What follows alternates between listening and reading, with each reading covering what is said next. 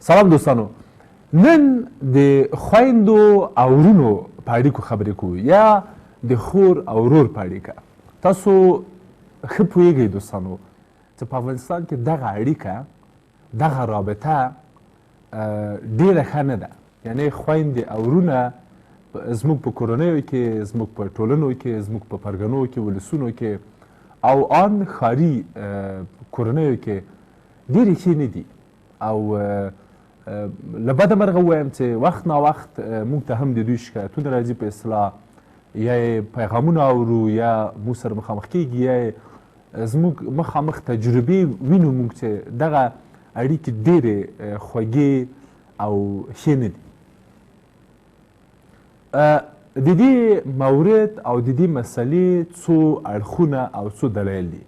اول خو باید یادونه وکړم چې په افغانستان کې له نیکه مرغه ووایم، له بده مرغه ووایم، بچي ډیر دي. یعنې کورنۍ ډیر بچي دنیا ته راوړي. یعنې ډیر ځله موږ رقابت کوو، حتی سیالي کوو د بچو په راوړلو کې، د لورګانو یا زامنو په راوړلو کې. فکر نه کوم چې د لورګانو په برخه کې به رقابت وکړي څوک، خو ډیر زیات غواړي د کلتور، فرهنګ او حاکمو رواجونو په اساس چې زامن ډیر ولري یا اولادونه ډیر ولري یا په اسلام میراث خواره ډیر ولري یا د تربره لپاره د وهلو او تورې او توبرې خلک ډیر ولري چې بیا په اصطلاح میړور واوسي، ډیر میړونه ولري او په اصطلاح پراخ قدرت، نفوذ او حاکمیت په خپله سیمه، خپل کلي او خپل ولس کې ولري.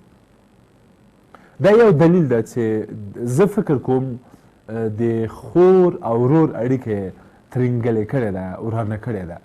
صحیح ده، په ځینو کورنیو کې به ښه دا اړیکې، دا روابط به ښه، اما په ډیری کورنیو کې دغه اړیکې او روابط سم نه دي، خواږه نه دي، پاسته نه دي او د صمیمیت او ګرمۍ نه ډک نه دي. او زه فکر کوم چې یو علت خو هم دا ده چې زموږ په هیواد کې د بچو ډیرښت ده او د اولادونو ډیروالی ده. یو مورد. دویم مورد، زه فکر کوم چې په افغانستان کې، او په همدې خاطر مې وغوښتل چې په دې اړه بحث وکړو چې په افغانستان کې د بچو ترمنځ توپیر کیږي. یعنې لور او زوی په یوه تله نه تلل کیږي. لور او زوی یو ډول امتیازات نه اخلي. لور او زوی په یو ډول مینه نه ترلاسه کوي. لور او زوی یو ډول اسانتیاوې او سهولتونه نه لري. او د دې ستونزې او یا د دې ربړې په راپیدا کېدو په کورنۍ کې ګڼې نجونې او ګڼ هلکان خپل اړیکې داسې جوړوي چې د قدرت، تصاحب او په اصطلاح برترۍ احساس پکې کوي. په اول قدم کې خو خپله میندې او پلرونه راځي دا کار کوي، بیا خویندې او ورونه راځي او په دې برخه او په دې مورد په اصطلاح خپل نفوذ شیندي. یعنې دویمه انګیزه یې دا ده چې دلته برتري او کمتري روانه ده. یعنې د نجونو او هلکانو ترمنځ توپیر کیږي او اجازه راکوي ووایم چې تبعیض کیږي. یعنې همغږي او هم په اصطلاح مساویانه چلند نه ورسره کیږي.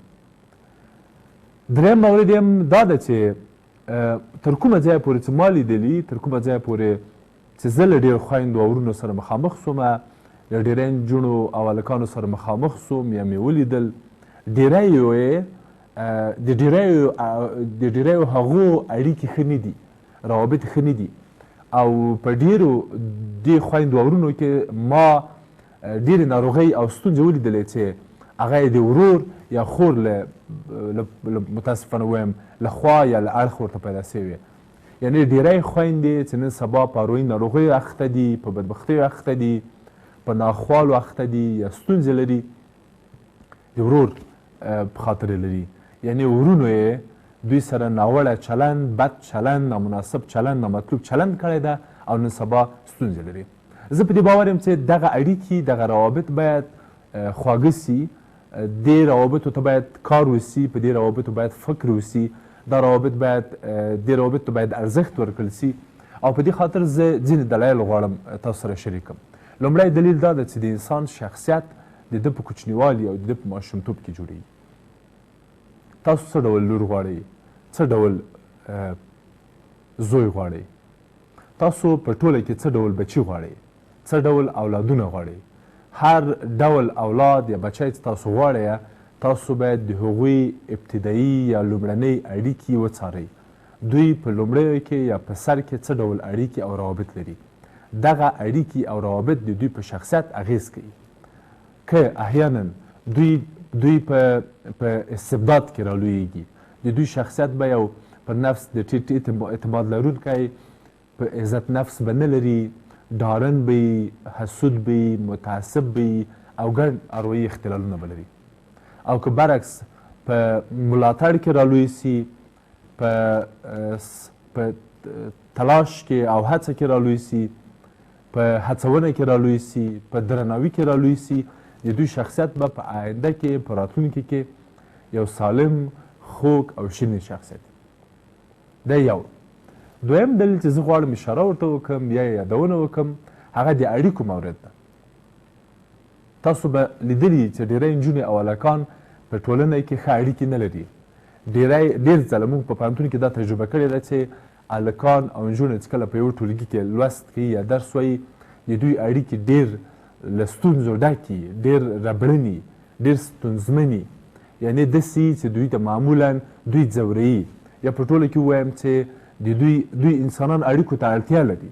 او که احیانا یوه خور او یو ورور ښه اړیکې ونه لري سره، ښه روابط ونه لري سره، دغه خور او دغه ورور مجبوره کیږي چې د خپلو اړیکو دغه اړتیا په بهر کې، په کوڅه کې، په کورس کې، په پوهنتون کې پوره کړي.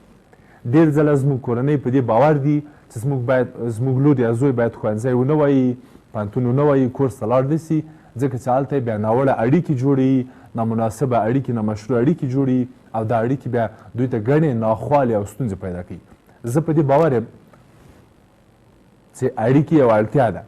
که تاسو وغواړئ که ونه غواړئ، که تاسو هر څومره مانع سئ، هر څومره خنډ سئ، ستاسو لور، ستاسو زوی بالاخره اړیکې جوړونکي دي. ستاسو زوی، ستاسو لور بالاخره اړیکې جوړوي. که ته اوس د ده، که ته اوس د خپلې لور اړیکه بندوې چې دا که ښوونځي ته لاړله، که پوهنتون ته لاړله، که کورس ته لاړله، که مدرسې ته، که جومات ته لاړله، نو کیدای سي په لاره کې یا هلته له چا سره ناوړه یا نامشروع اړیکې جوړې کړي او زه باید دا له جومات او له ښوونځي نه او له پوهنتون نه او له دې نه او له دې نه له هغه نه رامنې کړمه چې دا اړیکې جوړې نه کړي. نو کیدای سي دا کس له بقال سره اړیکې جوړې کړي، کیدای سي دا کس په فیسبوک کې یو څوک پیدا کړي، کیدای سي دا کس له بنجارې سره اړیکې جوړې کړي، کیدای سي دا کس له نورو خلکو سره اړیکې جوړې کړي. ښه خبر دا ده چې ته د خپل زوی او خپل لور اړیکه په کور کې خوږه کړې، شیرینه کړې، سالمه یې کړې چې خور دی، لور دی، میرمن دی، زوی دی، بچی دی، دغه تنده، دغه ګرمي بیرون ماته او سړه نه کړي. زه په دې باور یم چې موږ اړیکو ته اړتیا لرو او دا اړیکې باید اشباع سي. که دا اړیکې اشباع یا سټسفای سي په کور کې په ځانګړي ډول په کورنیو اړیکو کې، دا له موږ سره کومک کوي چې موږ له ورته ستونزو او ربړو سره مخامخ نسو. دریم دلیل هم چې غواړم اشاره وکړم هغه د ژبې مسله ده. تاسو وینئ چې د محیط او چاپیریال اغیز څومره ده. تاسو وینئ چې نن سبا په کابل کې ډېر پښتانه، یعنې زه داسې حد سوم چې 10 تر 15 پورې په سلو کې پښتانه په کابل کې دریځبي سوي، یا همداسې مثلا ډېر دریځبي په هلمند کې یا په روزګان کې یا په نورو سیمو کې، مثلا غزني کې یا په هغو مثلا قندهار کې یا په هغو سیمو کې چې هلته زموږ دریځبي هیوادوال ژوند کوي. کله چې پښتانه ورغلي دي هلته دوی سره میشت سوي یا ګاونډ کې سوي دي، د دوی ژبه او د دوی فکر په همغه ډول سوی. اړیکې د انسان ژبه او فکر ته وده ورکوي. تاسو په کابل کې تاسو یو کابلي ځاځي یا یو کابلي وردګ یا یو کابلي قنداري یا یو کابلي روزګاني ته د یو وردګ ځاځي یا قنداري یا روزګاني په سترګه نه سئ کتلی، ځکه چې د ده په ژبه، د ده په فکر، ان د ده په لباس، د ده اړیکو اغیز شیندلی. نو که غواړئ چې په دې برخه کې د ده فکر، د ده ژبه، د ده فرهنګ، د ده کلچر او د ده هغه د ذهن وده او رشد ته پام وکړي. زما خیال او زما نظر دا دی چې په دې برخه کې تلاش وکړي، کوشش وکړي چې اړیکو ته پام وکړي او په ځانګړي ډول د خور او ورور اړیکې ته ډېر پام وکړي. څلورمه مسله د مخالف جنس مسله ده. تاسو لیدلی دي چې ډېر ځله زموږ خویندې او وروڼه، زموږ هلکان او نجونې له مخالف جنس سره مشروع، سالمه، کاري، تحصیلي، علمي اړیکې نسي جوړولی او د دې لوی علت او انګیزه دا ده چې موږ په خپلو کورنیو کې نارینه او ښځینه او په ټوله کې د ورور او خور ښه اړیکه نه لرو.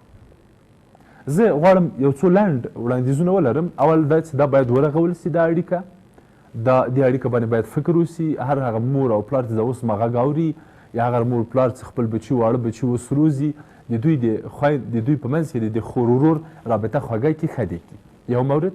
دویم، مور و پلار باید دا مسله مدیریت کړي. یعنې که احیانا د خویندو او وروڼو ترمنځ کومه ترنګلتیا راځي، کومه لانجه راځي، کومه ناندرۍ راځي، دا د زر تر زره هواره کړي او په یو ډول دی د دوی په خپله مشرۍ د دوی اړیکه مدیریت کړي او په مثبت خوا ترې ورغوي.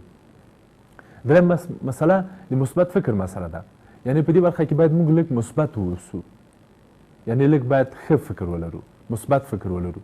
یعنې په دې باور ولرئ که ورور خپله خور وهڅوي، ورته وایي چې خورکۍ ډېره ښایسته سوې یا ګلالۍ سوې، یا خور خپل ورور وهڅوي چې ډېر ماشاءالله دنګ سوی، دا دریشي د ډېره ښه در باندې ښکارېږي، یا مثلا ډېره مننه چې ډېرې ښې نمرې دې واخیستې، زه په تا ویاړمه.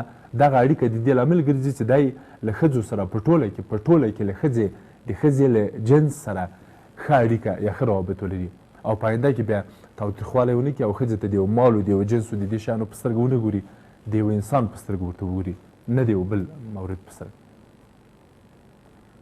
څلورمه مسله د ازادۍ مسله ده. موږ باید خپلو بچو، خپلو لورګانو او زامنو ته په دواړو برخو کې ازادي او امتیازات ورکړو. موږ د یو پلار په حیث، د یو مور په حیث باید هم خپل زوی ته او هم خپل لور ته یو ډول امتیازات ورکړو او دواړه باید جدي ونیسو. وروستی پیغام چې غواړم یادونې وکړم، په دې اړیکه او په دې باور یم، زه په دې باور یم چې د خور او د ورور اړیکه باید لومړیتوب سي، جدي ونیول سي، ځکه چې دغه اړیکه کولی سي په نورو هغو اړیکو چې بیا سبا ته په ټولنه کې جوړیږي اغیز او تاثیر وکړي. مننه.